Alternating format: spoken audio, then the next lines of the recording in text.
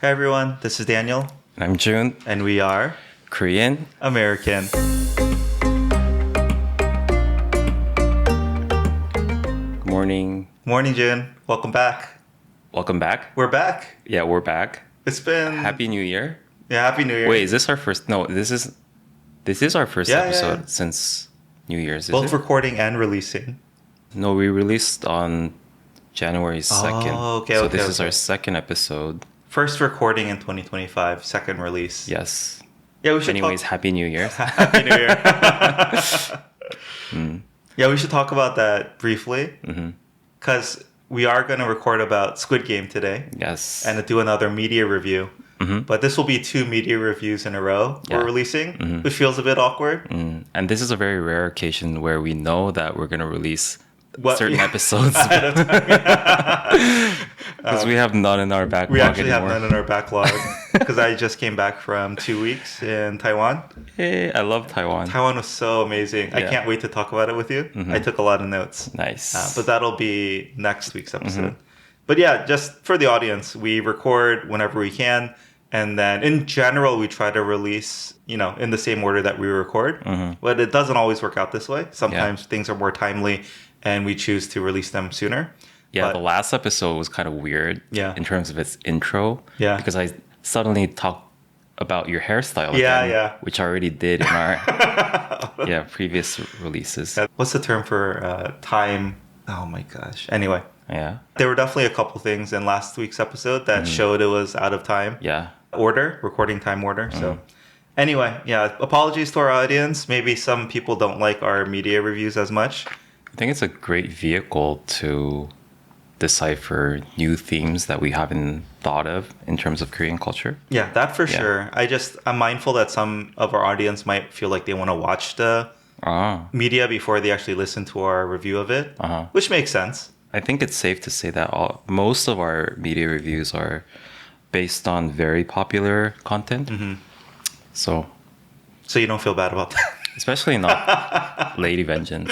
I feel like a lot of majority of the Korean people already watched it. Yeah. Although it's going to be very, very like a long time ago. Yeah. But anyways. Okay. And this one especially, I think if anyone has subscribed to Netflix, they might have already watched. Yeah. I think so. Or think so. planning on watching anyways. Yeah. Even still, just wanted to explain why we are doing 2 consecutive media reviews. Yeah. But yeah, June, anything you want to cover before we dive in today? How was your New Year's and Christmas? It was very uneventful. And I think it's pretty much going to be the same for everyone. Because it's like year-end was officially canceled almost. Yeah. Because of the circumstances and everything. Yeah. So it wasn't very eventful. We are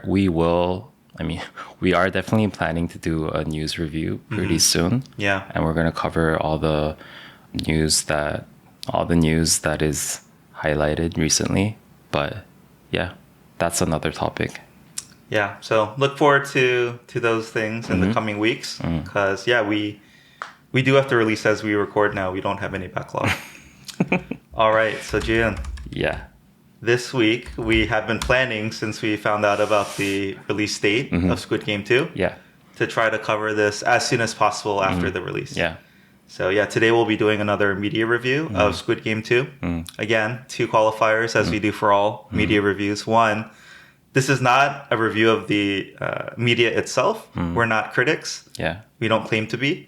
And personally, I don't find that the most interesting part of this. We use whatever media we're reviewing in the context of its recording and also to see what stands out as a viewer, as a Western viewer culturally about Korea, and use that as a springboard to talk about interesting topics related to Korean culture. And then 2, again, as always, this will contain light spoilers. So please, if that's something that you don't want, stop listening now, go watch the media and come back.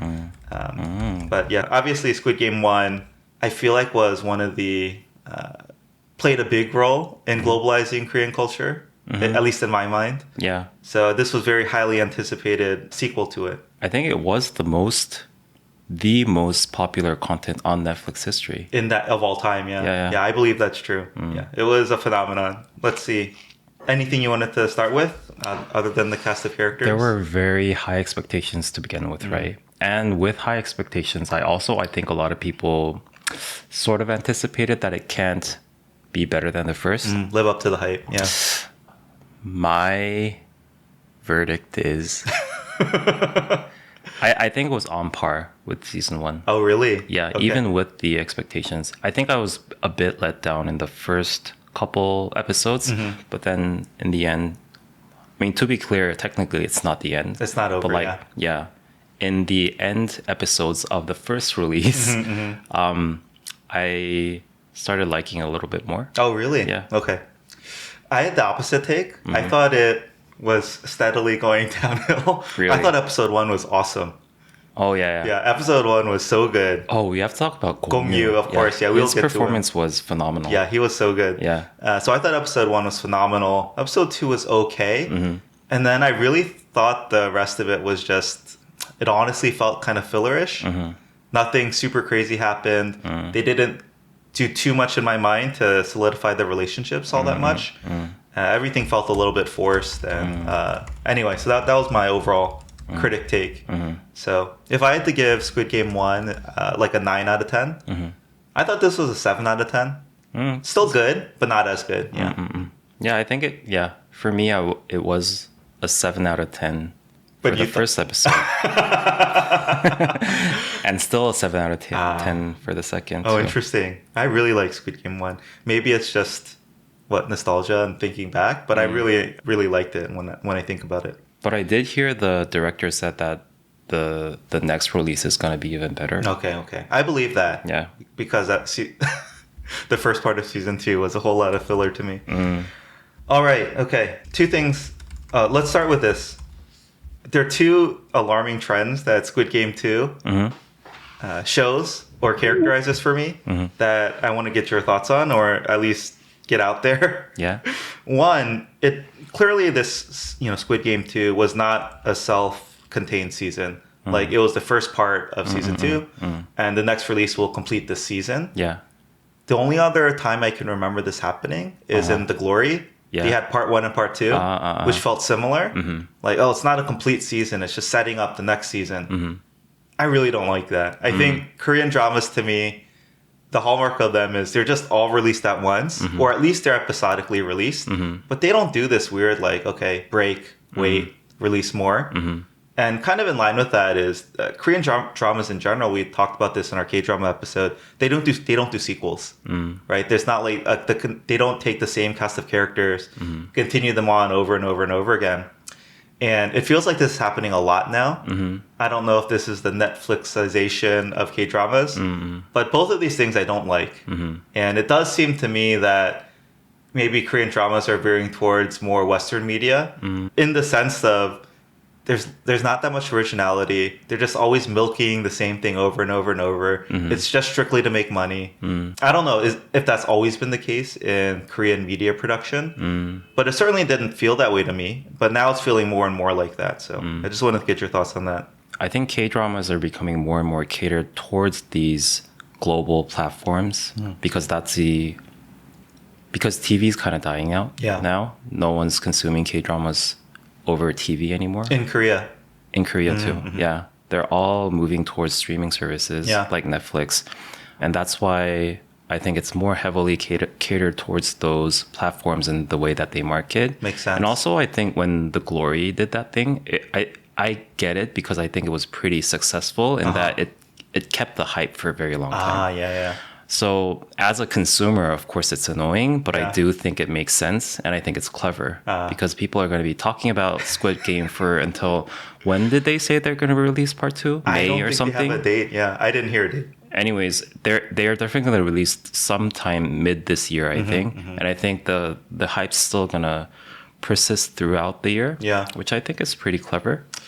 So you respect the game, but it doesn't bother you? The quote unquote game. Yeah. Doesn't bother me that much. It bothers me so much. And I think I don't even know if we can call a Squid Game a K-drama anymore. Oh, that's interesting. Yeah.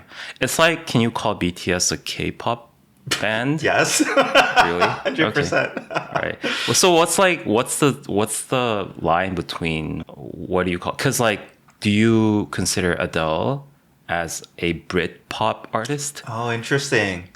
I or consider, or maybe the Beatles? yeah, They're just like a global Yeah. pop artist. Yeah, that's interesting. I think, yeah, that is interesting.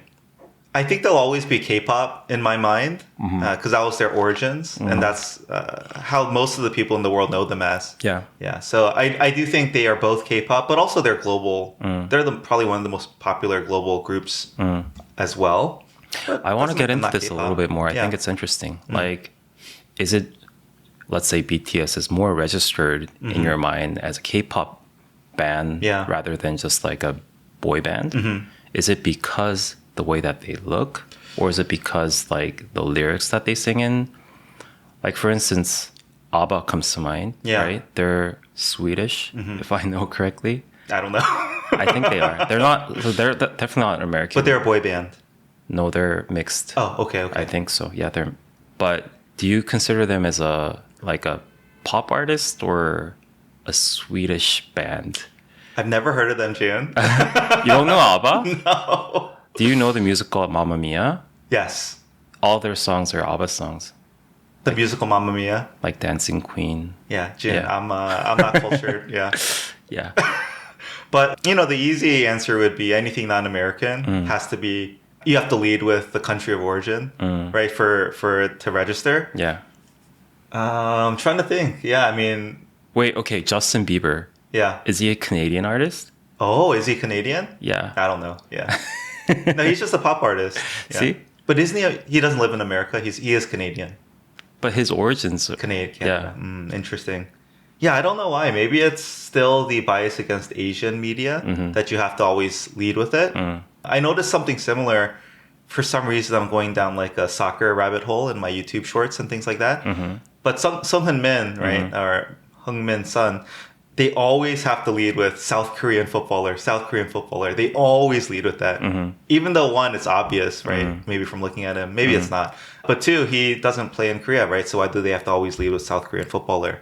I found that interesting. I picked up on that. Yeah. Yeah, they don't necessarily do that for all the other players where their country of origin is. I think race plays a role. I think so. Yeah, non-Caucasian. Non-Caucasian. Yeah, yeah. Because they do that too for Messi. They always focus on, oh, he's an Argentine. But they didn't call Messi an Argentinian soccer player that much. When he right? first was coming out, they did. But I think once he, Yeah. achieved that level of superstardom, they dropped it. Yeah. But early Messi clips, they'll always talk about, oh, this young Argentine. Yeah, I think that definitely plays a role. So if you're not from America or let's say America, Western Canada, world. or Western Europe in particular, they don't really have to qualify you with your country of origin. Yeah, I think that's true. Interesting. Okay. I think that's pretty much it about Okay. our overview of how we thought about. Okay, cool.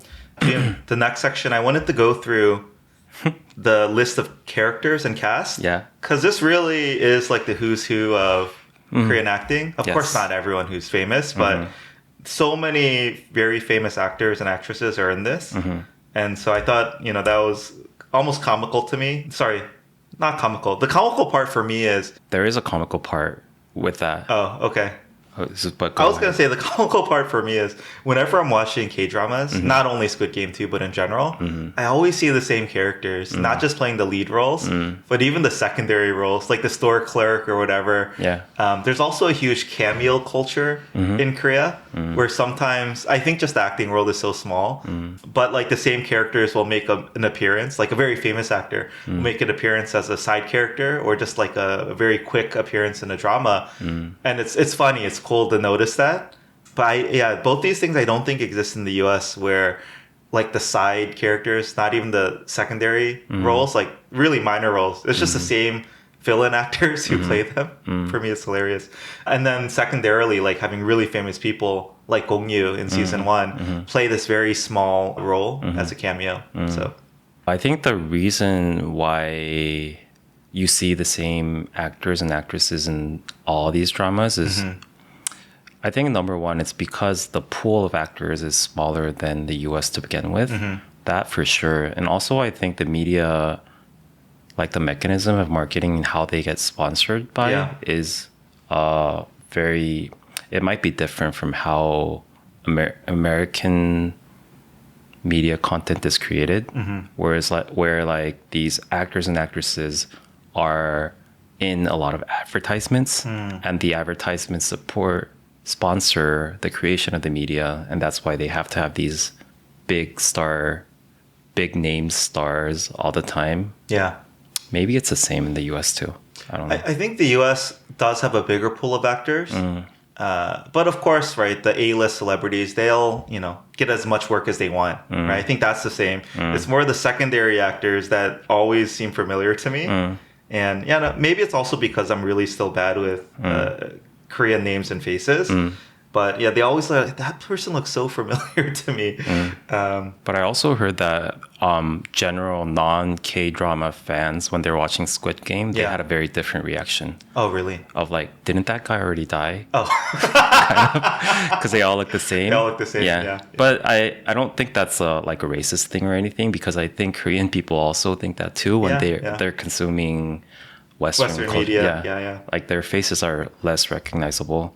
The reason why I thought it was comical to a Korean audience is because Korean people already know, because especially if you put this in a context of like this survival Hunger Game kind of situation, they all know who's going to live longer. The famous people. Yeah, because they're like the famous people, right? Yeah. So that was kind of comical to me.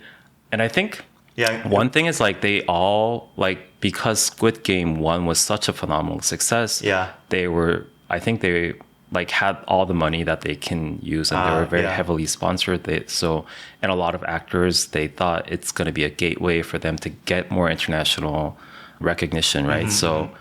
And they had the money to cast all of them. Yeah. So I think it was kind of like the balance of like who are the famous actors and who are not. Yeah. That typical balance that you can see in most K-dramas.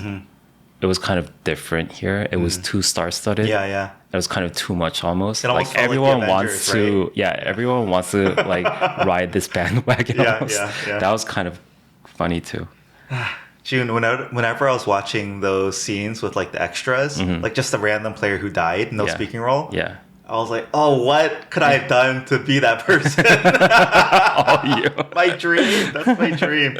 I just want to be a dead extra in a K-drama. Okay. If anyone who's working in the media industry wants to hire... I would have paid you just to be on it. You don't need to pay me. But yeah, so Jun, the Squid Game 1, we're not going to talk about it much.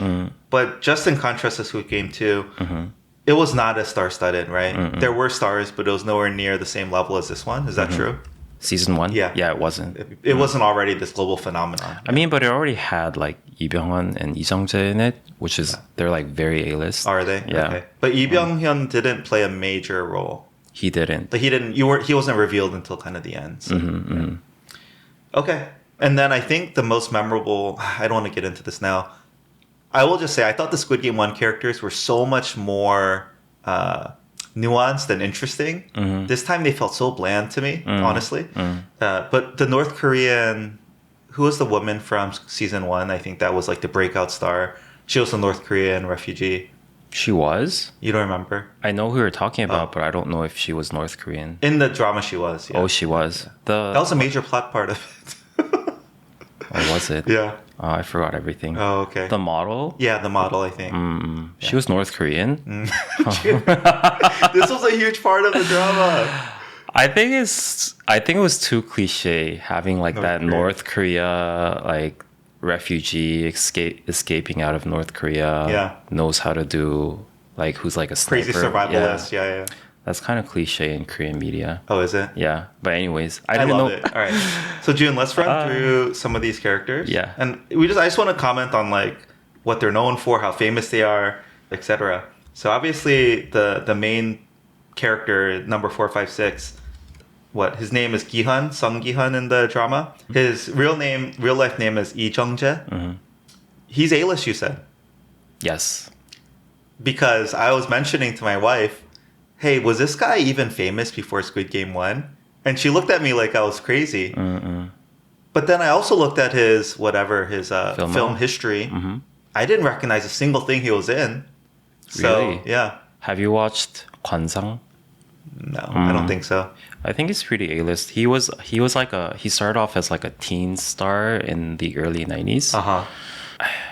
I don't know if he was very persistent with his acting, but then no, he's been in a lot. I just don't he was. recognize any of them. Like what would you say he's known for? What was that one? Kwansang, What's like that face reading. Oh, face reading. Well, he was most famous for his performance in 모래시계, like the drama in the early 90s. What's that mean? Hourglass. Oh, Hourglass. You know what he's famous for right now, I think, other than in Squid Game and his acting? Oh, I know. My wife told me. Oh, yeah. He's married to the... Oh, not that. He's dating. Oh, dating. Not married, I think. He's dating the divorced wife of the richest, most powerful person, the Samsung CEO. Yeah. Yeah. My wife knows. I'm Ooh. surprised with how much she knows about Korean media too. Okay. All right. Let's move on. Yeah. Again, I'm just going in order of what my drama list has as the characters. Okay. The second one, Lee Byung-hyun. Lee Byung-hun. Lee Byung-hun. In the drama, he's In-ho Hwang In-ho. And he plays the front man, so the masked man, who enters the game as player 001. Yeah. He's very famous. He is very Yeah, famous. I recognize him right off the bat. Yeah. Although sometimes I confuse him with Hyunbin. You do? My wife thinks it's crazy, but they both have like the similar, very chiseled Or like face. jawline? Yeah. Yeah. I don't get know. it. It's I get it. embarrassing. Yeah. Yeah, what's he most known for? He was in so many much, movies. yeah. Most like Korean big like popular movies, and he's in most of them almost. Yeah. Yeah, he was in All In is the one I know him from. In the drama. Yeah, in he the doesn't drama. do a lot of dramas anymore, right? Yeah, I was going to mention this. I was looking through his film history.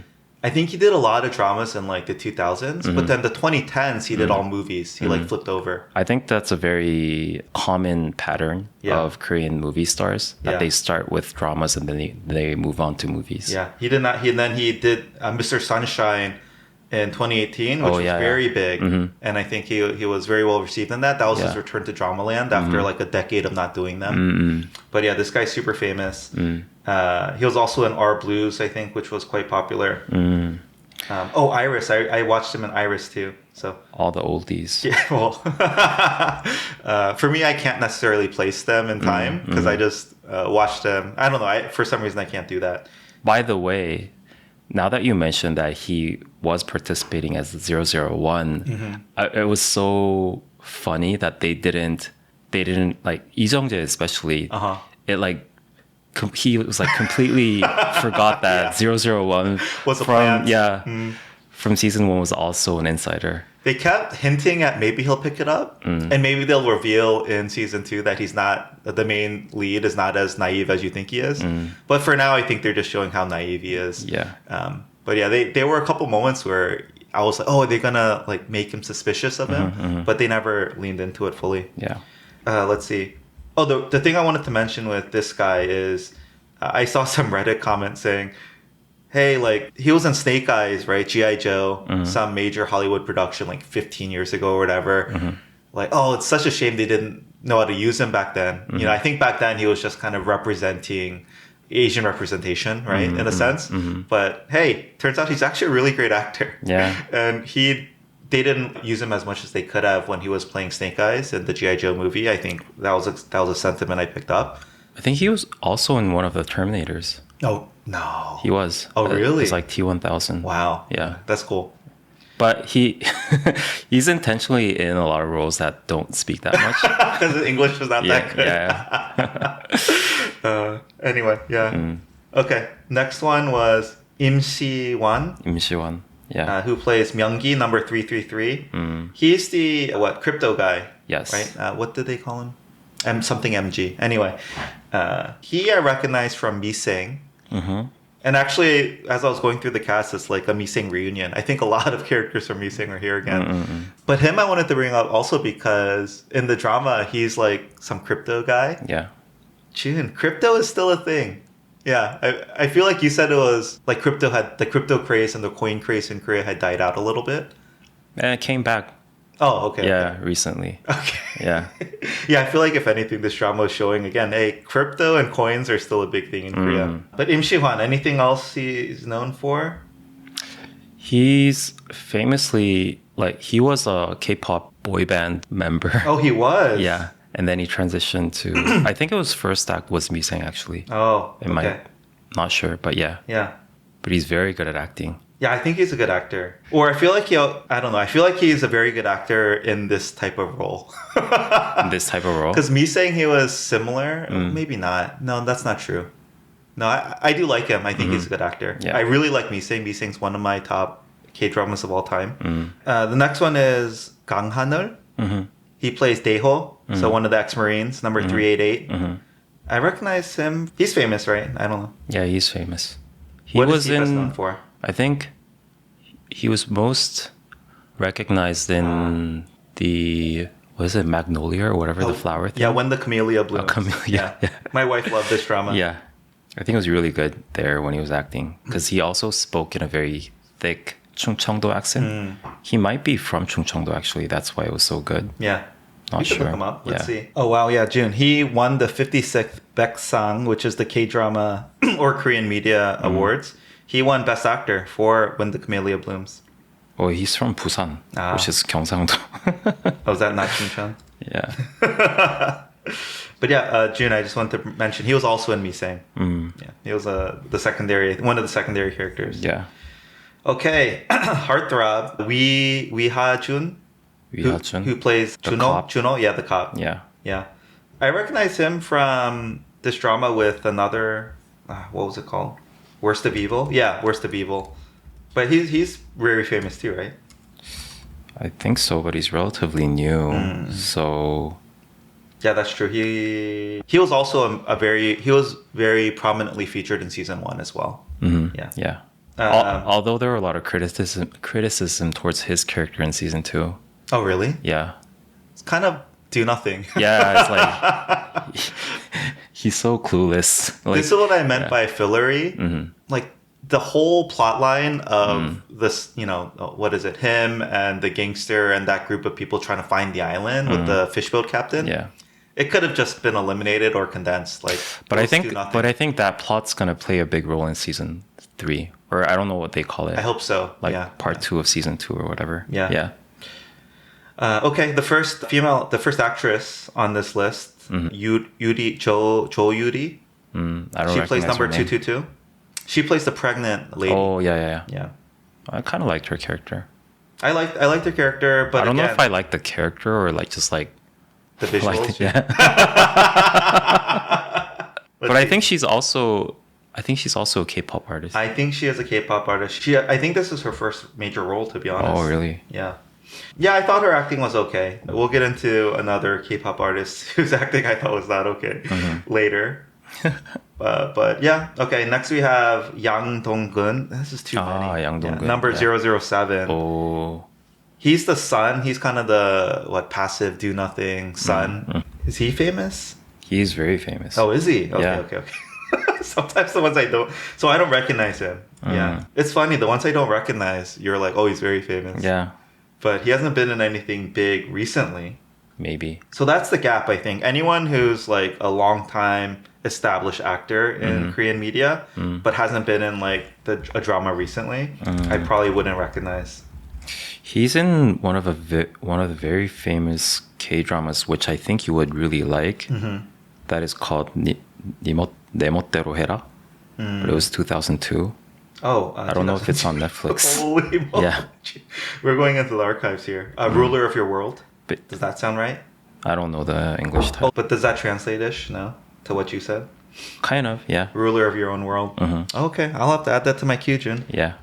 Okay, and the next one on the list is the character's mother in this Kang Ae-shim. I hated her. Oh, really? Yeah, What? I hated her. Jun, this is so interesting. I loved her. Why didn't you like her? I not the character per se, but the scenes that she's portraying. Yeah. Both like in the interaction of her and her son. Whoa, this is so fascinating. Yeah. Why didn't you like that? It's like there's like a popular theme in Korean movies or K-dramas called Yeah. 신파. Uh-huh.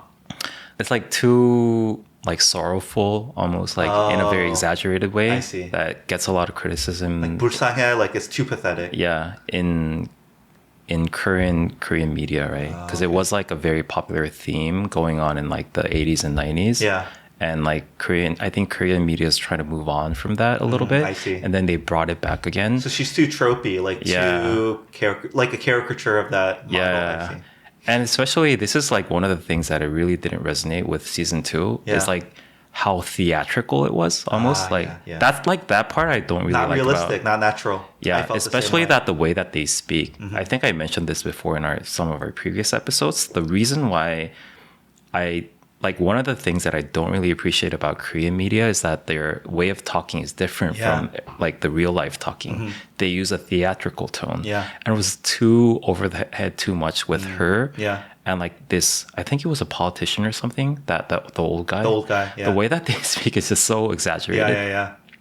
And I don't even know, like in real life, if there are like 300 participants trying to play for their lives. Yeah. Like they have like these monologues. Exactly. And everyone's like listening to her. That part I think was kind of funny. I agree. It was not realistic at all. I did notice it with her though. Yeah. Interesting. It was always her and that politician guy. I didn't like Thanos's. We'll get to him later. I didn't like him. I felt like he was doing that a lot. But yeah. Yeah, so Jun, as you know, I have a soft spot for grandmas. And then I thought her compared to her son, maybe because it's not like a trope in my mind, but I really liked her character because she played such a awesome like character person, despite the fact that I could see why it's a trope. Yeah, in contrast to her son, who's just really sad and pathetic, and I hate him. Yeah, I thought you were going to say something else though, not overly sorrowful character, but almost like she babies her kid too much still. Yeah. Right. I think, is that part of the trope here as well? No, I think that's very well portraying Korean culture in general, right? I see. So that aspect of being a mother, grandmother, it's not seen in a negative light for Koreans. Like, oh, she really should let her son be a man, like stop babying him. A little bit, but that's reality. Oh, interesting. Yeah, I think that is not reality in the West. But it is kind of like that amongst the Asian Americans, right? Like too invested in their child. Like the tiger mom. So I agree that tiger mom trope is true. But mostly from the perspective of parents, especially the mom, are pushing very, very hard for the kids to be successful and be the best and do the best. In fact, I think it takes on the Western slant for Asian Americans, where it's like, no, you do it yourself, you figure it out. Like you go be successful. I'm in a foreign country, I can't do anything for you. So I think that's where it's like that part where the mother does everything for their child. I don't see that play out as much in Asian Americans. And so that was not a trope at all. I feel like that's actively discouraged in the West. I see. Like helicopter parents, you gotta give your kids a chance to fail, grow up, deal with the consequences of their actions. Don't always do stuff for them. Yeah. Okay, but we have to bring up this character, who I think you said is your favorite, Park Sang-hoon. I don't even know his real name. Okay. I think most people recognize him as the villain from The Glory. Yeah, I recognize him as the villain from The Glory. Yeah. It took me a while, but I was like, oh yeah, that's him. He also played the villain in another drama recently. Oh, he was? Yeah. Oh, I didn't know. But he always plays the villain. In this one, he plays kind of the good guy. But yeah, he is number 120. He plays the trans male to female, former military, whatever. But yeah. I think his character was a bit of a heated topic amongst the international audience, or I think maybe the American audience specifically. Yeah. Because they're criticizing the fact that they didn't cast an actual trans person for this role. Yeah. Which I think is kind of nonsensical, to be honest. Okay. Explain. Where do I begin with? If you go down that route, you have to cast everyone who's like their real life is their character kind of, right? Yeah. It's just theoretically not possible. To even find a trans actor in Korea. That's what I think that was a response from the director, right? Yeah. They couldn't find openly trans actors in Korea that posed that little. Exactly. But I read that too. Even if there were, right, you can't, like for the Marine people, like no one's criticizing the fact that they're actually not ex-Marine or anything, right? Yeah.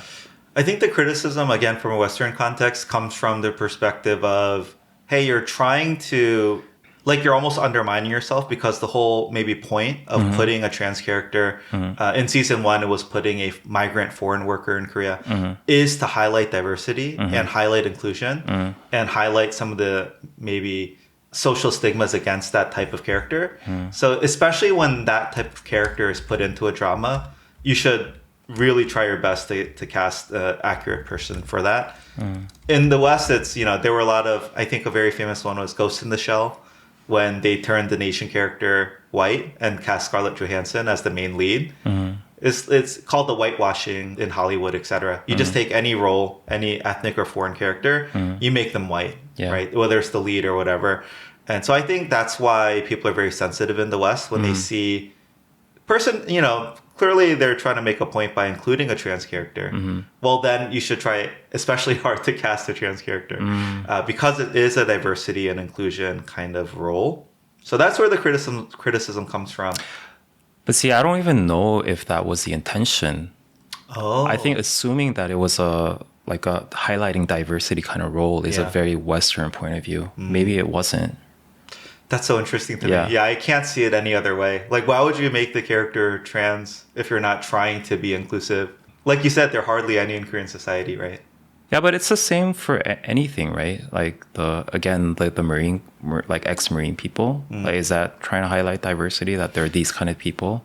I don't think, well, in my mind, ex-Marines or military are not seen negatively in society. So yeah, the goal is not to be more inclusive or to shine a spotlight. Anyway, I do think the director had echoed your point. It's almost impossible to find the person. At the same time, director also said, I think what we would both agree with, which is even if it's not a perfect casting, simply highlighting this issue and portraying it well, it's going to push forward the conversation in society and make people over time more and more open, I think, and inclusive to diversity. So at least it's better than nothing, was his perspective. Yeah. Oh, okay. When I first saw the trans person, I was like, they're really trying to push it to the American audience. Yeah, I felt the same way. Yeah. They're really trying to highlight DEI. I felt the same way. Not necessarily trying to highlight DEI, but using a DEI as a vehicle to gain more popularity in the US, I think. Yeah, I agree. Yeah. I agree that's why they did it. Yeah. Ultimately to reach a Western and specifically American audience. Yes. Okay, we got to go quick, but Jun, I have to highlight this next one. Lee Jin-wook, number 246. Is he very famous? Yes. What's he known for? Because I didn't recognize him either. See, I don't watch a lot of K-dramas, but I think he was very recognizable in The Beauty Inside, which I recommended to you last time. Yeah. A movie, right? Yeah. Yeah. I know he is famous because a lot of people were like, why is such a famous person playing such a minor role in the drama? He did not get much screen time. That's true. I also recognize him because one of my friends thinks I look like him. Congratulations. No, it's because he is known for having very good looks. Oh, I thought you were going to say something else. Is he known for like growing a lot of facial hair? Or playing like a rugged character? No, he's like always in a very like good-looking person. Oh, okay. Yeah. Someone sent me pictures where he has a lot of full facial hair. And I think that's why they thought I looked like him. Okay, anyway. He's a very good-looking guy. Yeah. Jun, we have to cover this character. I'm going to skip a couple. We have to cover T.O.P., who played Thanos. I know he's a former K-pop star, was canceled for some marijuana charges. But yeah, he plays Thanos, the rapper. Yeah. He basically played himself in this drama, I feel like. Kind of, yeah. Yeah. But I wanted to get your thoughts on him because I couldn't stand not only his character, but his acting. Man, I kept thinking, when is this guy going to get eliminated? Because he was so annoying. Yeah. Yeah, he's from this K-pop band called Big Bang. Oh, I recognize Big Bang. They're one of the most successful K-pop bands in K-pop history, almost. Okay, I didn't know they were that big, but I do recognize them. So. Do you know this guy called G-Dragon? Yeah. Yeah, they were in the same band. He was like the rapper in the band. Okay, so G-Dragon was the lead of Big Bang. Yeah. But this guy was also one of the more popular members. Well, they're all popular, I think. Oh, okay, Yeah, got it. Okay. But yeah, man, he was so annoying. He was so annoying. Like his acting was so exaggerated. Yeah, I agree. Yeah. It was so cringe. So bad. Yeah. I couldn't stand it. I have to ask, Jun, would Koreans assume this guy was Korean American? Because I got the feeling like, oh, this guy's trying to act like how Koreans think Korean Americans act. No, not necessarily, but that's how hip hop artists usually Are act. portrayed? Yeah. Oh, okay. Like using a lot of English and their words. So hard. Like, why would he randomly rap like things throughout? It was so weird. Who would do was that so cringe. in this kind of situation? Yeah. And I know they're trying to show like he's just got a screw loose. He's kind of crazy, but it was not realistic at all to me. It was so funny because once people realized that he's one of the casts in Squid Game 2, there were a lot of criticisms to begin with. And the director always said that once you watch it, you'll know why we had to cast him. Okay. But I was like, to do that? It was so cringe. Okay, good. We agree on this character. I couldn't. It's not that it's okay because some people online were saying, "Oh, if you hate him, then he's doing his job well." But for me, I didn't hate him because his character was despicable. I just was so annoyed at the actor. It was just so one-dimensional, I think. Yeah. There weren't a lot of different angles to view him. I think it was just like very annoying bad guy. Yeah. Yeah. That's my overall sentiment for the entire season 2 so far. Yeah, all the characters feel very flat. Like there's nothing interesting. Yeah. Okay, sorry, we do have to mention one more I said, which is Gong Yu. He only played a role in, I think, maybe the first 2 episodes. But he stole the show. This guy was awesome. Yeah. Yeah, he's very A-list. He's, I think, most known for a Goblin, which was a kind of an epic K-drama. Oh, 도깨비. Yeah. Yeah. So- And the Train to Busan.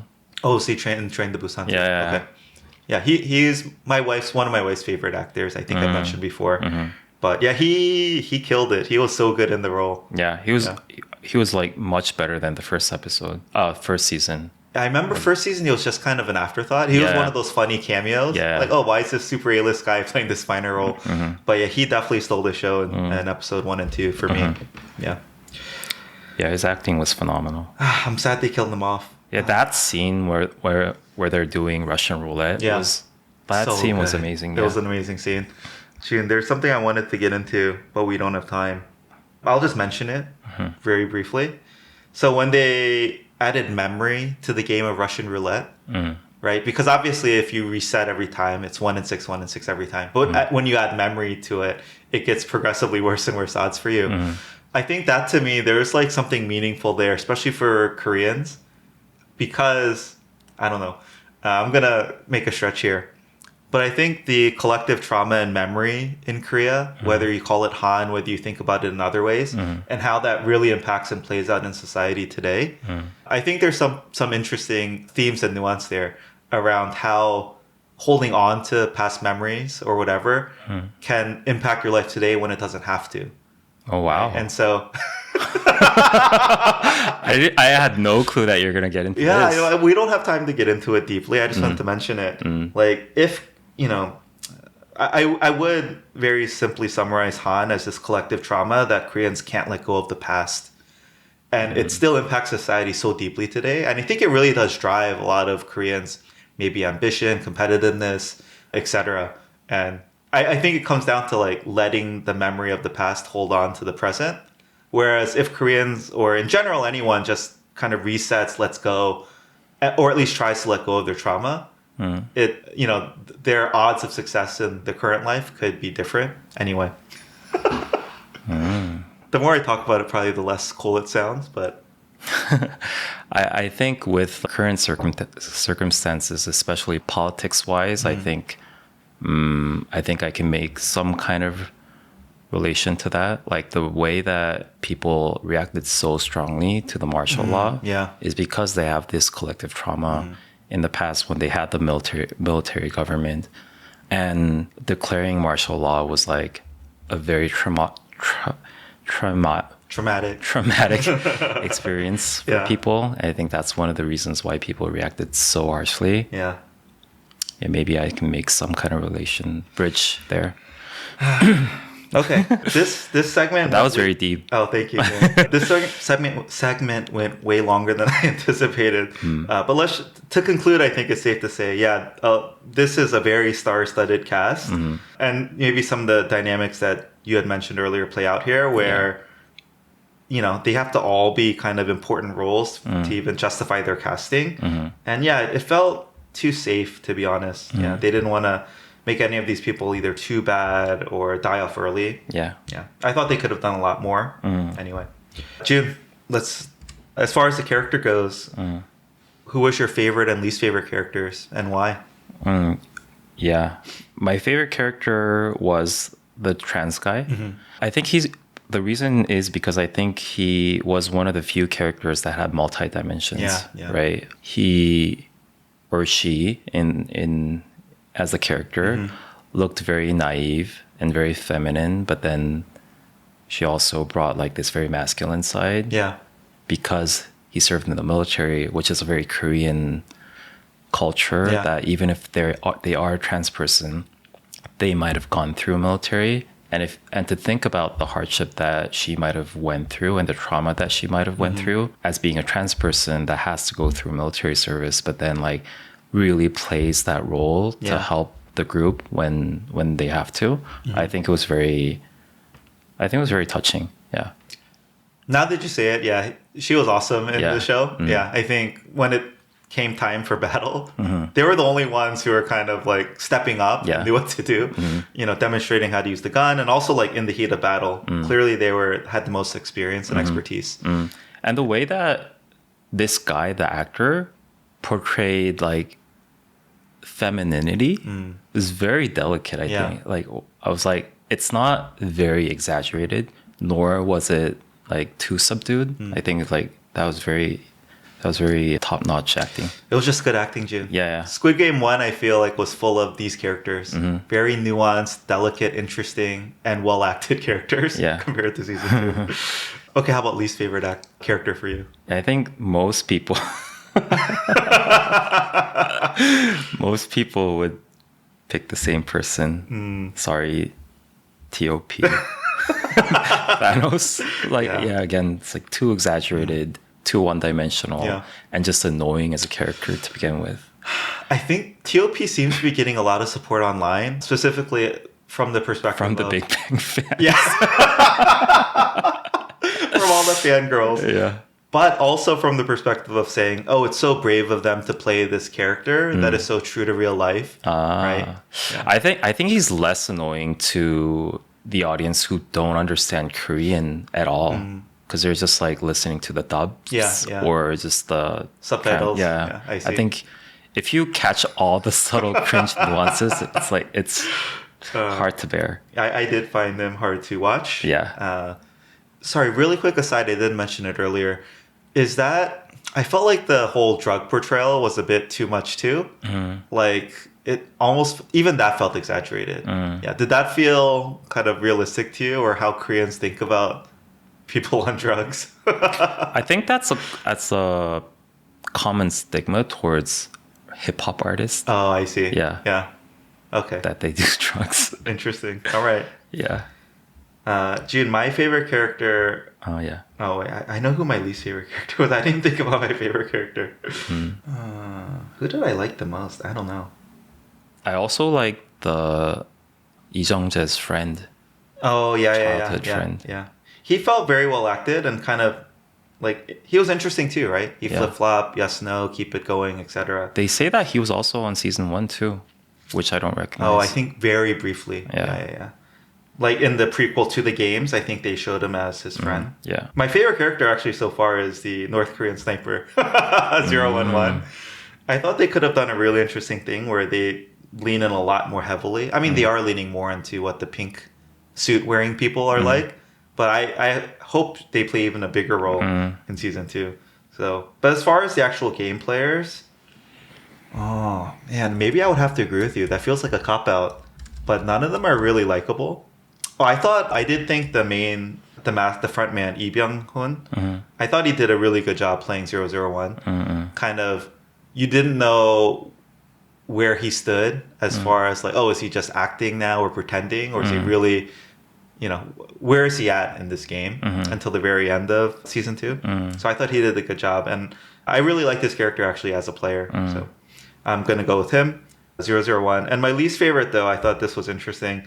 I really didn't like, I think, number 125. Just kind of the super passive, pathetic, weak guy. Oh, really? Yeah. I liked him a lot. It's interesting. Because I like all the characters that have multi-dimensions. He only has one dimension. He's so weak and pathetic. But then he betrays he betrays her, to win. Yeah. But then tries to make up for it by dropping a bottle. Oh, he did? You don't remember that? Before the girl who stood up for him got killed. Yeah. He tried to intervene by dropping a bottle. He did? Yeah, I thought at that moment they were going to redeem him by like having him jump or kill himself unalive himself to like save this girl and make up for that. But he just drops a bottle and then cries to himself like in a little fetal position. But I do feel that there is like a build up towards like his character in the next season. So well, it hasn't happened yet. It could have happened in that moment, but I also like that he's kind of a nobody as a cast. Yeah. Right. I don't know why. I mean, do you think there's a cultural thing that he would appeal more to Koreans? It's like, I can relate to that. Maybe. Yeah. I just want him to do something. He's so passive. It's so pathetic. Just do something. Yeah. Right? And I think that's why he's so unlikable for me. Yeah. But he's too repressed by the bullies, which is Thanos and the other guy. I know. Just fight back. Just do something, right? If you're going to die anyway, at least die with some meaning behind it. But if he did fight back and if he were to be the person who killed Thanos, I think it's too much of a cliche. It wasn't Thanos, it was the secondary guy after Thanos died, the secondary bully or whatever. But I think I would have liked to see him at least make an effort. He would have probably failed miserably, right? Like that's too unrealistic. Yeah. But anyway, I thought he was the least likable for me. Every time I see him, I'm just so frustrated. Just like, do something, right? Okay. All right. So, Jun, now let's go through some of the games because I think at least in season 1, for the non-Korean audience, it was kind of fun to see all these Korean games being played. Like we've never seen or heard of them before. Of course, there's some parallels to Western games that we've played. But yeah, I'm not going to go through all the season 1 games. But let's run through the season 2 games and just see, did you actually play this? What are your thoughts on this? What do these games do for you as a Korean versus me as a Westerner?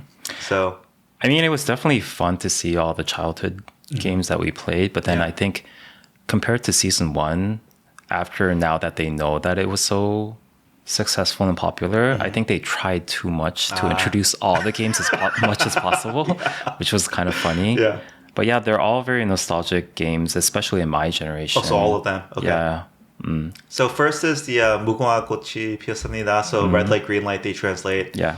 This is a repeat from season 1. But yeah, you played this, right? Yes. Okay. Yeah, my kids still play it with random Koreans at the park. So, but this is very, very famous and very popular. Yes. Yeah. I've seen a lot of fun variations to this too. Oh, really? Where it's like, I've heard like involve guns. Oh, I did not. That got really dark.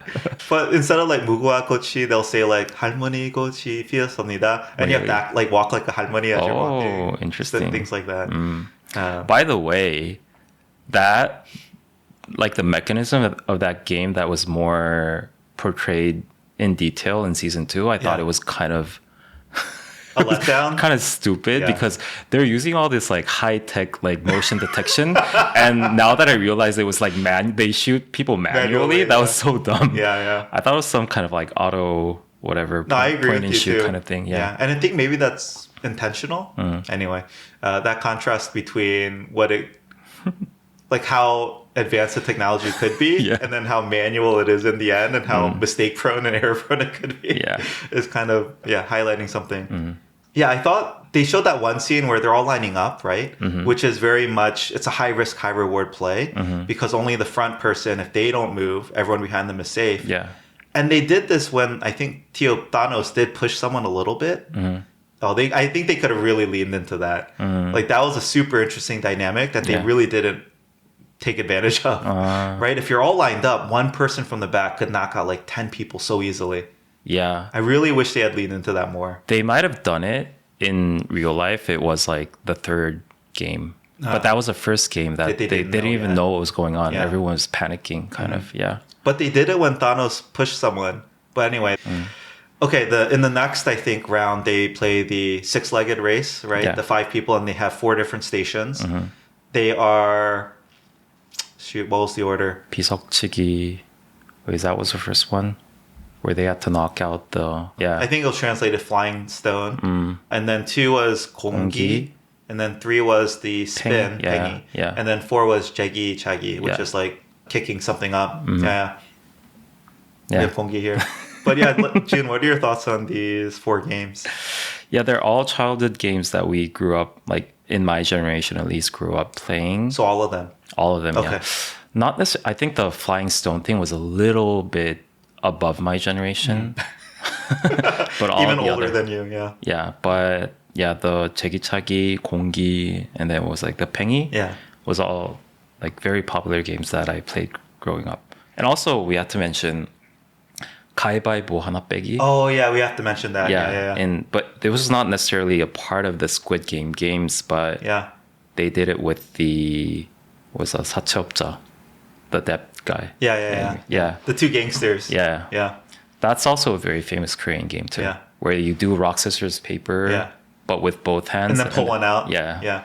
My kids try to play this with me. It's too hard. I'm so bad at it. Like, my mind doesn't work well. The thing I wanted to bring up with that one was, I don't know, I wish they had leaned into this more too. But Jun, if both people always throw differently, you can make it go on forever, basically. It could be a draw. Yeah. Or if you throw the same thing, both people agree, always throw rock, we're always going to tie. Yeah. And so neither one of us has to die. Yeah. I really wish they had leaned into that more. Like, it's just interesting game theory in a sense. But yeah, so... I think for that scene, I think they were just trying to portray as like Korean games as much as possible, without a lot like of depth. that. Yeah. But okay, the one I want to bring up with, what is it? Is it 목지바 하나 빼기? 가위바위보 하나 빼기. Yeah. 목지바 is the one where, like, after we throw, we keep changing, right? Yes. Is that popular too? Yes. Okay. Is that more popular than 가위바위보 하나 빼기? I think it's about the same. Okay. Yeah. Because growing up in the US, I knew 목지바, which again for the audience is rock, paper, scissors, but after you throw, what is it? Whoever's winning changes. Wait, how do you play this? They again? change at the same time. They change at the same time. So the first round you do rock, scissors, paper. Yeah. But you don't end there. You just freeze. Yeah. And then the one who won the first round is the offense. Yeah. And then the one who lost is the defender. Yeah. And then You keep going until the one who won has to do another round of rock, scissors, paper. And if the defender ends up throwing the same as the offender, then the defender loses. Okay. Yeah. It just keeps the game going a little bit longer. Yeah. And I don't know, that was the variant of rock, paper, scissors I grew up playing in America. But this rock, paper, scissors -1, I've never seen before. Yeah, so that was fun. Jun, I want to highlight, you call it rock, scissors, papers. Is that how it is said in Korean? The order? Yeah. No, it's scissors, rock, paper. Oh, interesting. But then why do you call it rock, scissors, paper? Because I know that's how they say it in English. No, rock, paper, scissors. Rock, paper, scissors? Yeah, RPS. 100%. Rock, scissors, paper, no? No. Oh. But I think I've heard that before. So I'm wondering why Koreans translate to rock, scissors, paper. It's not rock, paper, scissors. Because that's the order of 묵집바. Oh, that's it. Yeah, that's where I'm getting at. Yeah. So, but it's officially in the U.S. People call it rock, paper, scissors. But it's because the ordering for 목지바 is rock, scissors, papers. I think that's why Koreans call this game rock, scissors, papers, not rock, paper, scissors. Okay. Jun, there was a scene where we have 공기 here. Yeah. I think the 2 ex-Marines are like, one of the players, Daeho, is like, oh, I'm actually really good at 공기. And then the other ex-military guy looks at him like, why are you good at 공기? Yeah. Because Gonggi is jacks in English, and it's traditionally a girls' game. You play on the school Oh, playground. I never heard of the English thing. Oh, jacks. Yeah. So there's a similar game in the US. I see. But yeah, so, this is an example of, it's so stereotyped as a girls' game versus a guy's game. And the guy's justification in the drama is, I had 4 sisters growing up. But yeah, I wanted to talk about it a bit and share my Gonggi story too. I see. Yeah, speaking of the Marine thing, I think that scene was also, it's a very masculine, feminine kind of thing. Like in Korea, of course, everyone has to go to military. But if you apply to go to the Marines, it's like the more, I guess, more masculine choice that you can make.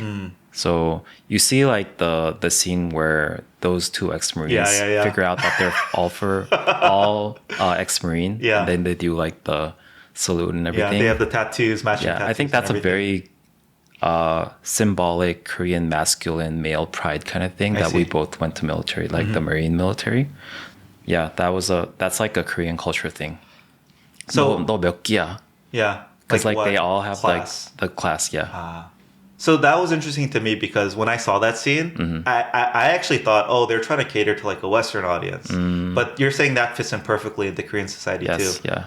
So can you explain, is Marines is the optional military? Like you don't do the mandatory military service, then you choose to have a career as a military person? Oh no, when you do your military service, you can choose to apply to certain... Oh, I see. That's what Marines is. Yeah. So it's part of the mandatory military service, but you're choosing to be like almost a field operative or like a trainee? It's not a trainee, but they're just Marines. Like a soldier. But the culture of the Marines are known to be very strict, more stricter, more hardcore. I see. Yeah. Okay, and this is in contrast to what else could you choose when you're doing military service? Is it in contrast to Air Force and Navy? Yeah, and then just regular army. Okay. Yeah. So anyway, it didn't feel, at least for me, I wasn't sure how to take that scene. Because in my mind, any 2 Korean men who meet, they could do something similar. Oh, where did you do military service, etc. But they have I think Marines specifically have very high pride.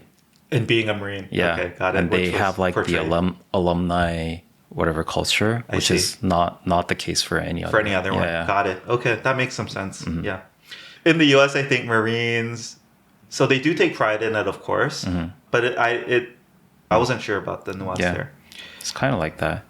Speaking of masculinity, I think there are certain games that only girls play, and games that guys play, like the 제기차기 thing, or what was it, the 팽이 thing? It's a very masculine, like the boys game even kind of. 팽이. Yeah. Interesting. I never would have thought that. Yeah. I think in the realm of like childhood games, I think the thing that girls play is 공기, and then 고무줄놀이. Do you know what 고무줄놀이 is? Where they have like a rubber string thing. Yeah. And 2 people sort of like tighten it, and then the player like... Oh, limbo. You go under it? No, they do like a choreo thing. Jump rope? No, it's not a jump rope. It's a choreo thing. Yeah. Like they sing to, like they dance to a song. I've never seen it. It's really interesting. Yeah. I want to see what this is. But amongst the 2, 공기 and the 고무줄놀이, I think 고무줄놀이 is very feminine. Yeah. That if a guy plays it, it's kind of very comical. Yeah. But then 공기, I think it's a bit more gender neutral than the 고무줄놀이. Oh, really? Yeah. Because as far as I remember, when I was growing up in the classroom, I think guys played 공기 too. Oh, okay. Yeah. Oh, good. Jun, you just made me feel better. It's not too much of a thing where if you play it, they're like, oh, why are you playing it, kind of. But I think it's they highlight it in contrast with the 해병대 people because they're known to be very masculine. Yeah.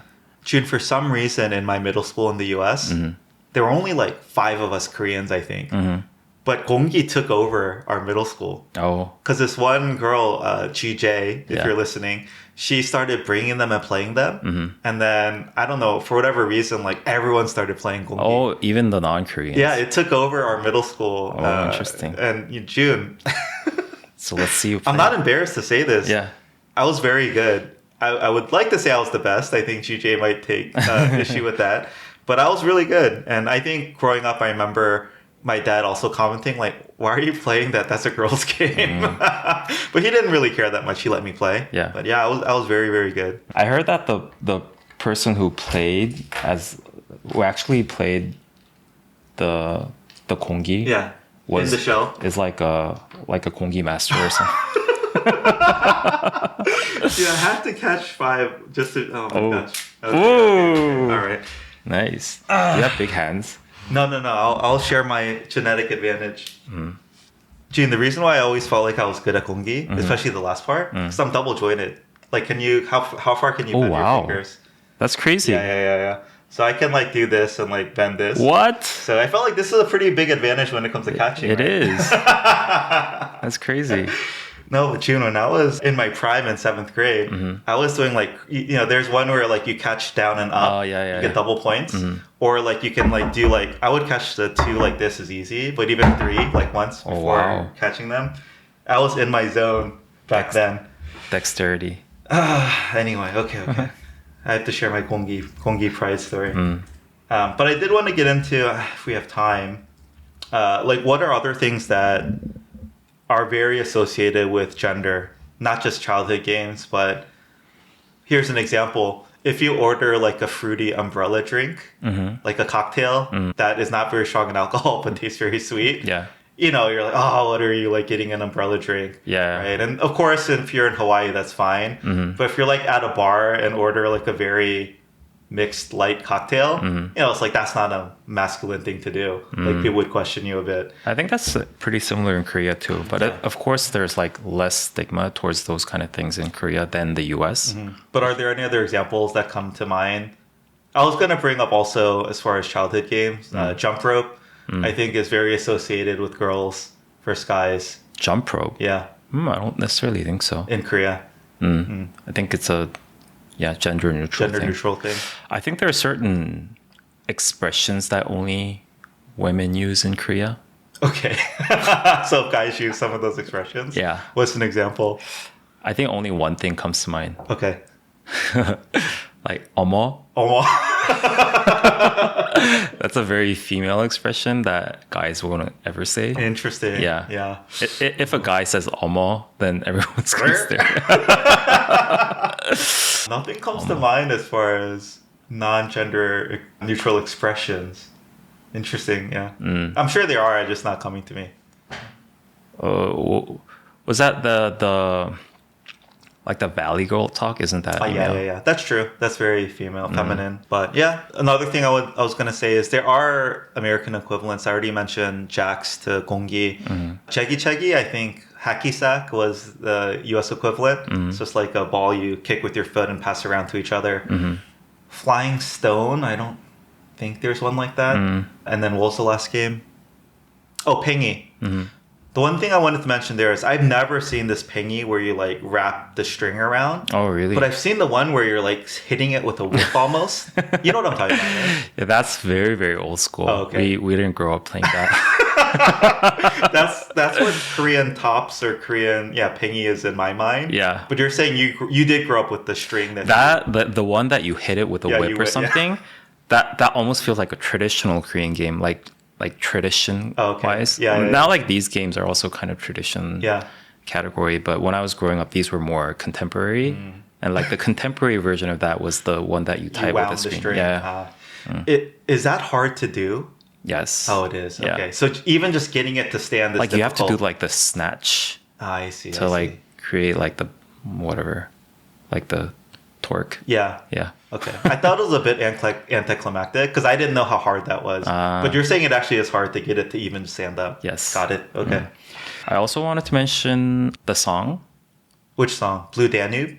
There were like very specific music that they played, which are also very nostalgic to Koreans. Okay. Especially the one that comes to mind is this song called 그대에게. When they did the 6-legged race and the very last round, when the 이정재, the main character's team was playing, they played this song called 그대에게, which is a very symbolic. It's like the anthem of the 90s almost, kind of. I see. And it also, I think they played that song in the very first scene of Reply in 1988. Ah, okay. So it's like the super nostalgic. Yeah, anthem of the 80s to like late 80s to 90s. Yeah. Yeah. Cool. Definitely that would have been lost on any non-Korean. That song is so good. Okay, Jun, the last game I think they played is they called it Mingles, where it's kind of like what is it? Musical chairs. Musical chairs, Yeah. but then you have to group up into different numbers. So this was also played in your childhood? Not like individually, but they do it in Of like course, events. like camps or yeah. I see. Yeah, so seems like a fun game. But yeah, And that anything song else? is also a very famous song. Oh, there's like the 둥글게, Mingles 둥글게. song. Okay. Yeah. What's the game in Korean again? I don't know what it's called. Oh, okay. Yeah. Okay. It was translated Mingles, but yeah, I guess there's nothing much here, but all right, let's move on then, June. So, well, I wanted to also ask if you wanted to predict like future games, like what other childhood Korean games have they not brought up yet? Anything come to mind? Yeah, the 말뚝박기 thing. And Which I one's heard that that? they're going to show that in the next season. Oh, Maybe you already it's a heard. spoiler. Oh, okay. The one that like we talked about this last time, right? The one that there's like this one guy standing against the wall and the other is like sort of like Oh, have to dug jump in. on top. Yeah. Okay. That You think thing. that's a classic childhood game they haven't played yet? maybe Yunori. Yunori. Yeah. Okay. Yeah. Oh, I was gonna bring up. What about chicken fighting? Ooh, maybe that one too. This is the most Korean thing to me. Yeah. I played it at Taekwondo growing up, but basically everyone stands on one leg. You bend the other leg up and hold it, Yeah. and then you hop around on one leg trying to knock the other people down. Yeah. But that's like a classic kids game, right? Yes. Yeah, I played that at Taekwondo. June, one of the major themes, of course, in the whole series is debt. So these are desperate people playing this game to make money. And they're even willing to go to very extreme measures just to make money, ideally to pay off their debt. And so, yeah, I just want to talk about that because Korea, I think very famously, has a very high debt to GDP ratio. So of your kind of household earnings, how much debt you carry relative to that is very high. If not the top, according to some articles I read, one of the top in all of the developed countries. So yeah, as an American, we're also very high in debt, but it's typically around, let's say, credit card charges, and then high interest rates on those credit card charges, etc. But here in Korea, it's depicted mostly through loans and private loans and loan sharks. And they're going to do like crazy things to get their money back. So I just wanted to get your commentary on that. Like, is that form of debt as common as it's portrayed? And yeah, why are Koreans so in debt? I think when you say that Korean household debt to GDP ratio is very high, it's not necessarily depicting the people who are on Squid Game, because that has a lot to do with real estate debt, which is mortgage in the US. So that's not a big deal. I think people who have debts to pay off their mortgage, I think they're not in like a financial crisis. I see. And that's what the data shows, I think. The people who are going through private loans and stuff like that, people who are in the Squid Game are the really serious ones. And I don't think a lot of people do that much. Okay. Yeah. It's a very extreme case, I think. And that's why, these people are desperate. Yes. I see. Yeah. Just by observing my immediate surroundings, right? I rarely see people who are in debt because they're actually like loaning from the credit card or like getting private loans. That's a very extreme case. Okay. Most of them have debts, but they're just for the real estate thing. Very interesting. Yeah. And like, as far as loan sharks go, right, that's more of an extreme case. What's a loan shark? Or where are these people getting these really huge loans from, right? Private loans, etc. Yeah, private loans. Okay. Like, would you even know where to go if you wanted to get like a really high loan in a sketchy way? Oh, okay. Where would you go? Not a sketchy way, but they're just private loans. Oh, okay. Yeah. And if you don't pay them back, they're gonna come for your organs. Oh, that's very sketchy. I don't know. That's like, okay, it's like what's a private loan, by the way? Non-bank, maybe? Yeah. So there are a lot of private, like non-bank loans that you can go to, Yeah. which is a private company. Okay. But when you say private loan, do you mean that you're actually getting loans from a person? Honestly, in my mind, again, maybe I'm out of touch too. Like if I'm living in the US and I said, oh, I need to come up with $1 million. Outside of the bank, I would not know where to go or how to get it. And I'm sure there are like really sketchy places, underground places, etc. But I feel like I wouldn't even know where to get a private loan. I would say non-bank loan. Yeah. I think there are certain services and companies that are very open to public that have very high interest rates. Okay. That is not a bank. But if you really need to borrow some money that is very urgent, you go to. Is there a stigma against that? Like, oh, you must be very desperate, very poor. Yeah, because you have low credit, probably. And then what are they going to do to get that money back? I don't know. Come after your organs. Maybe. Got it. Okay, let's see. We're back. We're back. Even though we were bashing on Squid Games for being released in 2 parts. Look how dedicated we are. We ourselves are recording this. Oh yeah, you were gonna say part 2 of season 2, part 1. Season 2, part 2. Yes. Review of Squid Game season 2, part 1, part 2. There we go. Yeah. Jun had a meeting. You want to explain? Yeah, I had a meeting that I had to run to, so we didn't have enough time to end this episode. So we were meeting again in the evening. Yeah. After work. Currently, it's almost 10 p.m. Look how dedicated we are. Jun, I was about ready to go to sleep at home, and then I got to come out for this. No, don't. Don't. I thought 10 to 12 was like your golden time. Yeah, my me time. Yeah. These days, it's been my sleep time. I don't know if it's being winter, getting dark. So you don't have me time? When do you? No, I do. When do you watch your dramas? I still do. But these days, I've just been. It's more of a very recent thing. Okay. Some days I just crash very early, but we're back. We're back, and we don't have a lot more to cover in the end part. I think we covered most of it. Yeah. Let's just run down the list of things we couldn't cover, which I don't think is a lot. Yes. Oh, yeah. You want to go? Let's see.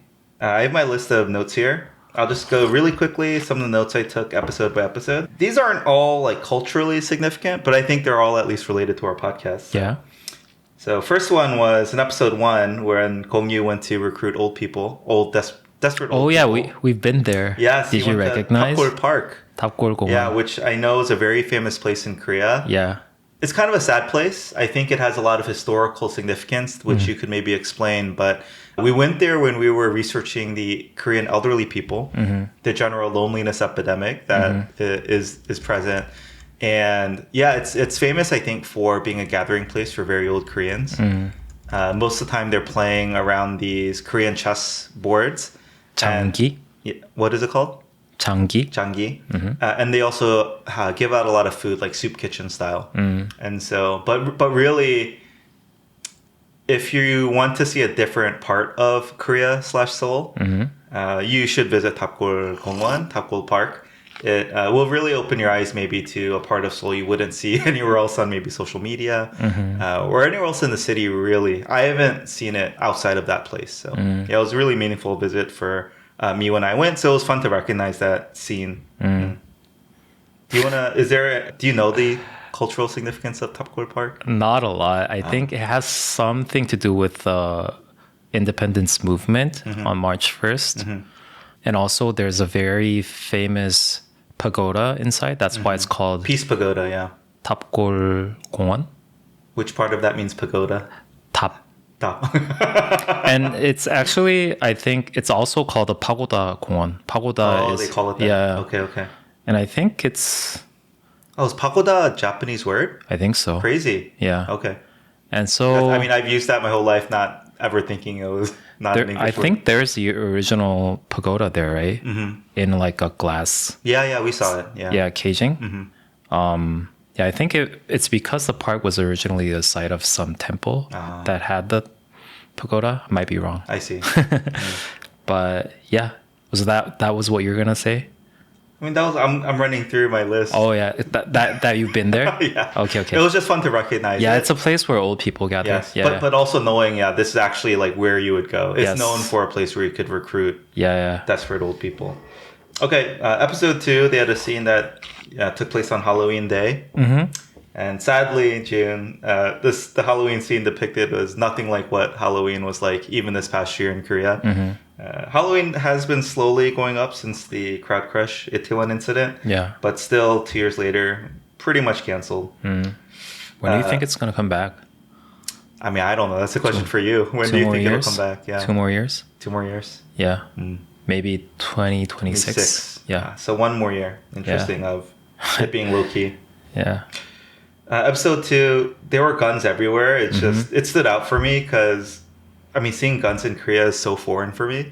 Or imagining there's, gun violence everywhere. Yeah. Whereas in, US and Western media, I think it's much more prevalent. So just wanted to call that out. Yeah. Okay, episode 5. There's a scene where they're handing out rations or food and they give milk. And I've never seen, like, that's not true, but my immediate response to that was, isn't everyone in this country lactose intolerant? Wouldn't everyone drinking milk be just a disaster from that perspective? You know what's so interesting? I think they're referencing a cultural thing too when they hand out milk. It's because I think in elementary school, you were supposed to subscribe to a milk service and you get 1 carton of milk every day. So that was like a nostalgic thing too. I see. Now that you mention it, if most people in this country are lactose intolerant, Yeah. I personally, I'm not. You're not? Yeah. So Really? I don't even know if there's an issue with Oh, it. that's crazy. Yeah. I thought all Koreans were. Really? Yeah. Or I'm at least not. at a very high percentage, yeah. But then how do people eat ice cream and stuff? I think they just deal with it. Yeah. Oh, really? The consequences. But you could drink milk right now and just be fine. Heavy Yeah. cream doesn't do anything for you. No, I don't think so. Interesting. Yeah. I have to avoid it. I drink a ton of milk, of course, growing up. But, I took 10 years, 15 years of not drinking much milk after college. And then now I realize, I definitely am lactose intolerant. Okay. Episode 6, the rapper in the show, Thanos, he uses the term skirt just randomly. Oh, yeah. Again, it was like so like cringe watching it, but June, I would never have even known what this word meant if not for our Lucky Vicky episode. Oh, yeah. For the people who don't know what we're talking about, please refer back to our, I don't know which episode, but it's called Lucky Vicky. Skirt. Where we talk Okay. about the current trends of Korea. By the way, I wish we can do that again. Which we will. Yeah, it's a fun episode. Yeah. Also, did you see there was a request from listeners who are going back through our backlog of episodes now? There was a request to do a continuation of the, I guess, younger generation slang. Oh, that one. Because we yeah. never got to the really young slang. We Yes. stopped at, I think, millennial slang. Yeah. Okay. Last one was, again, this one is maybe heavier spoiler. In the last episode, the first murder was unleashed using a fork. Inside the kimbap, right? Yeah. Well, Yeah. first of all, like, why would kimbap ever have a fork? That's awkward. Yeah. And then obviously, like, the plot thing of why is the fork so sharp? But Yeah. did you read into any symbolism in that they were using this Western cutlery, Western instrument to kill someone? Or that to me stood out as like, why is a fork with the kimbap? I think that was the point, though. It's like the most odd instrument to eat kimbap with. Yeah. And so I think they were hinting on like doing that. Like Yeah. Pushing them towards violence. Yeah. It's more like it felt more like not a tool to eat your kimbap with. Yeah. It's just like a separate weapon that they gave out kind of. But why wouldn't they give a knife then? That's too Do you obvious. think it's shock value? Yeah. Or how would you sneak in a knife type thing? Okay. So you didn't read into any Western symbolism of, Is there any? I don't know. I don't know. Okay. Yeah. Okay. It's just a very odd thing intentionally, Yeah. I think.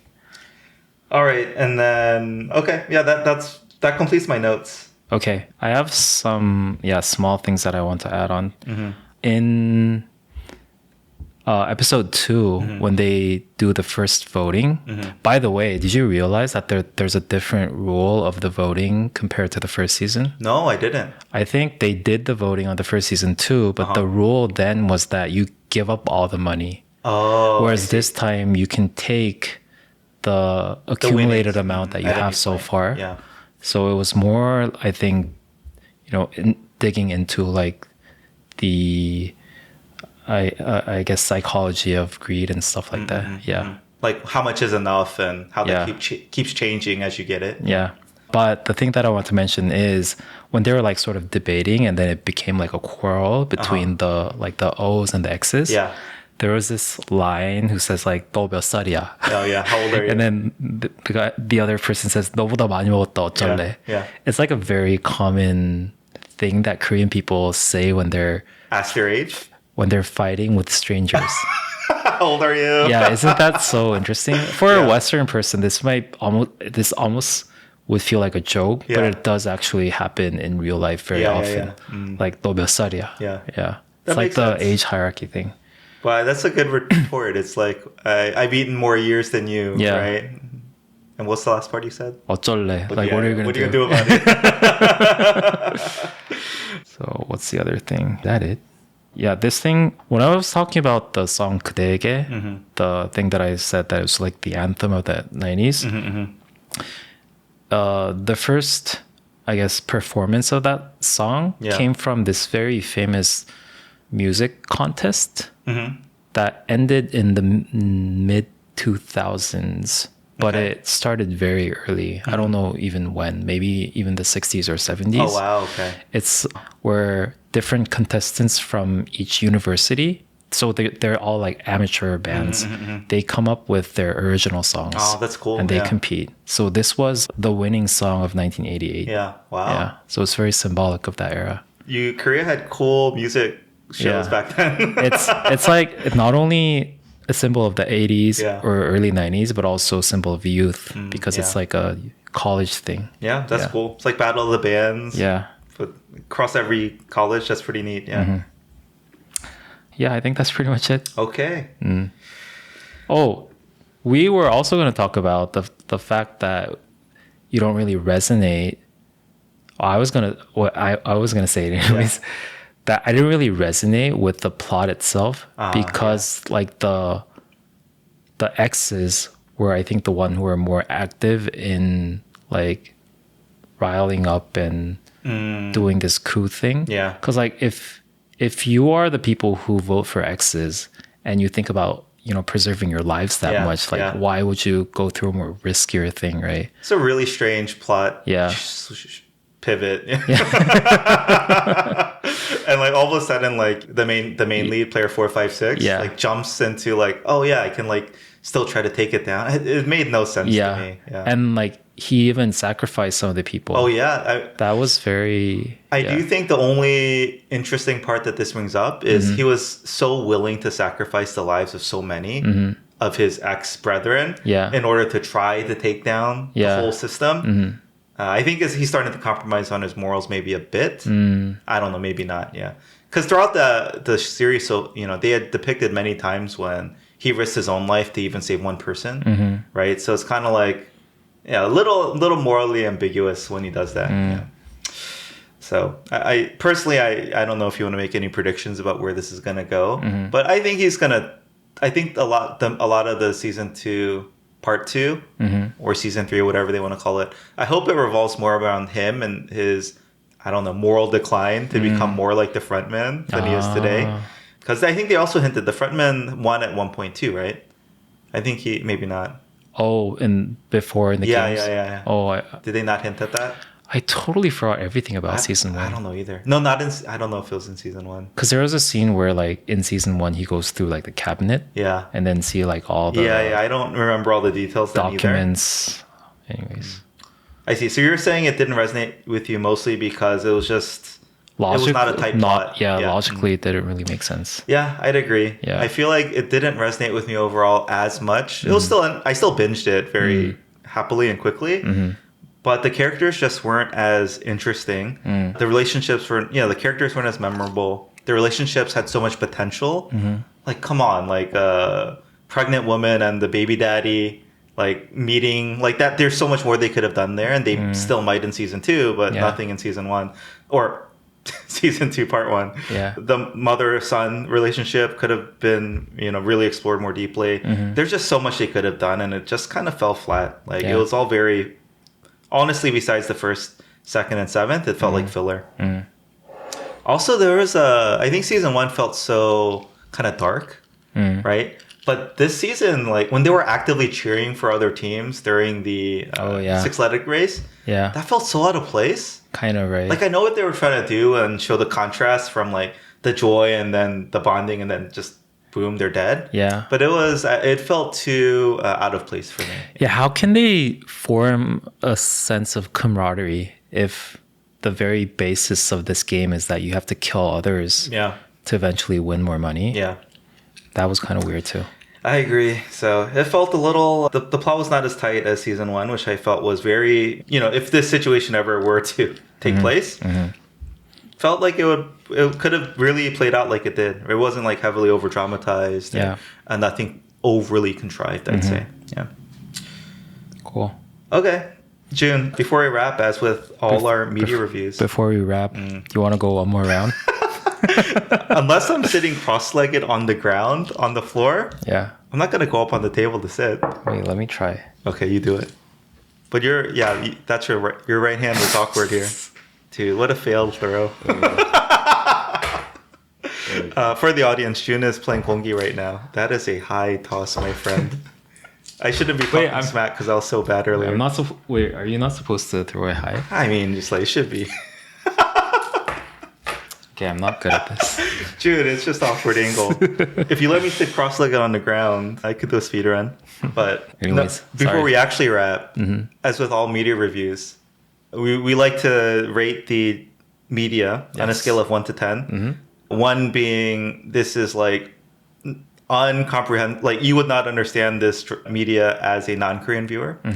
And 10 being this has zero, next to little to not no Korean context. And 5 being of course like somewhere in the middle. So how would you rate this on the how much Korean context would add to your viewing experience scale? What's 10? Yeah, 10 is like this, you don't need any context. You don't need any, like being Korean and understanding Korean culture would add next to nothing to your viewing experience. I would say 7. I know most people might think it's a 10. I'm going to rate it much higher. Yeah.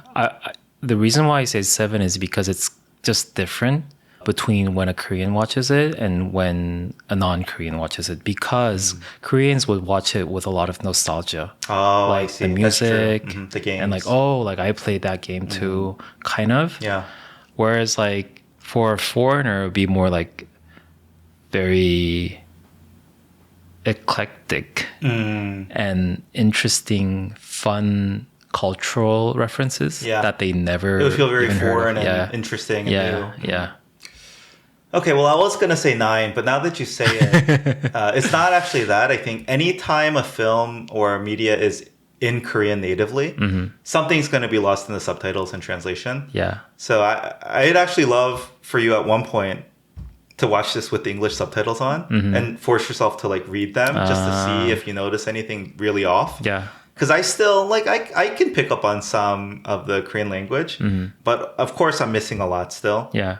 But I was going to say 9, maybe I'll lower it to like 8. Just by default, something's going to be lost in translation. Yeah. But very clearly for me, at least, this was filmed for the international audience. And I think tried to minimize or really clearly explain some of the Korean specific nuance. Yeah. But yeah, like the Mudang, the shaman lady. Yeah. Oh, she was also very annoying. But she does nothing. She adds nothing. Like, what is... she just does nothing. Like if she didn't exist in the drama, it would have been fine. Did she die? Not yet. Unfortunately. Maybe she's gonna do something. I mean, at first I thought, oh, is she a plant? Like she's interesting. Like, oh, they're gonna have this. Like they could play into this a lot more. So like she added nothing. Like I mean, the acting was fine. Don't get me wrong, but it's just. So you're saying they just put her to introduce like a new cultural thing? I think just for that reason, it's like, oh, like she's this like cool Korean like shaman witch type, right? Oh, yeah. Well, like for me at least, kind of knowing a little bit, I don't think she needed to be there. I don't think she did much for the drama. That's true. Anyway, okay, that brings us to the end of our episode. As always, if you'd like to support us and want to continue to see us put out this type of content, consider supporting us on Patreon for the lowest tier of $1 a month. So if you believe that this episode is worth 25 cents, you too can get access to our exclusive Discord where you can talk about the latest episode, ask questions to either of us, and or suggest future episode topics. All right. Since last recording, we've had five new Patreons. First, Yay. Chris. Thank you, Chris. Thank you, Chris. Thank you, Suneya. Thank you, Suneya. Thank you to Jenny. Thank you, Jenny. Thank you to Grace. Thank you, Grace. And thank you, Rodney. Thank you, Rodney. Ooh, Rodney is a friend from my hometown. I went to college with him too. Thank you, Rodney. Thank you, Rodney. Rodney's been a long-time supporter. He's sent us, or I don't know if he sent us or me personally, emails about how meaningful this podcast has been to him. Is he? I feel like this is okay to share. He's Korean American like me, just born and raised in the U.S., but he married a Korean woman. Oh. And is that not a very rare Korean American name? Rodney, pretty rare. Yeah, it's pretty. Sounds rare. very white. Yeah.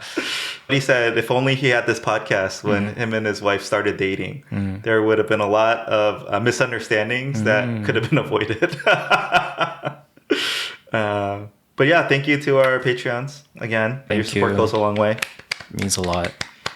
And June, it's a new year, so I heard the best thing that listeners can do for our podcast is please share this with a friend that you think might be interested or might enjoy our content. Yeah, I think that would help us a lot. Yeah, I think still there are a lot of people who've never even heard of our content, and I think they would benefit a lot, like Rodney did, or like Rodney would have. All right, that's it, I think. Yep. Okay, see you next week. Bye.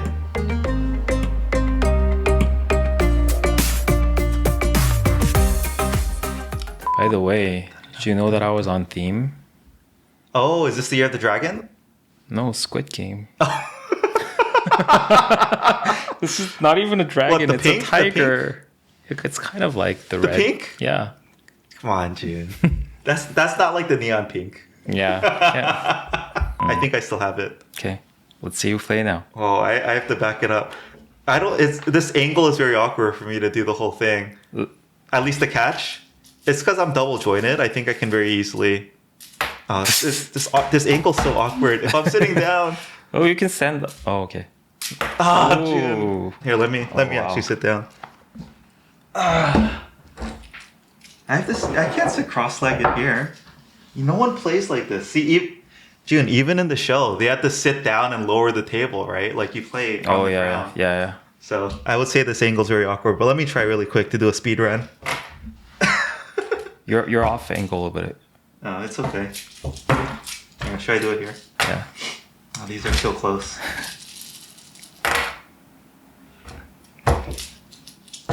Too much pressure. Oh. I think that is a very awkward position to play 공기. Let me try to sit down. Yeah. Also, do we have time for this? It's almost 9:40. You have like 5 more minutes. This is a very awkward angle. I can't do it. Jan is too much. I'm just gonna try to do the catch. Yeah. At least once for camera. Let me try. What if I'm really good? Oh! I can't. It's embarrassing.